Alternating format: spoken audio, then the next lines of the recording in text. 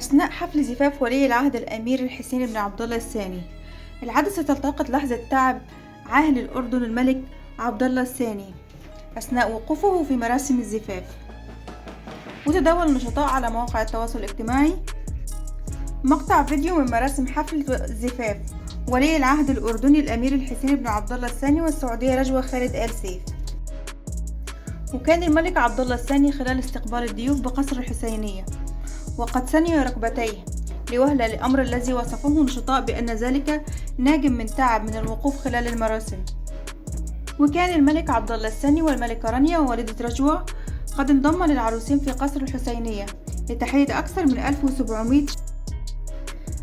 1700 ضيف من الحضور في الأمسية التي شهدت عروضا متنوعة لفنانين وموسيقيين محليين. وانهالت التعليقات على مواقع السوشيال ميديا على تعب الملك عبد الله الثاني،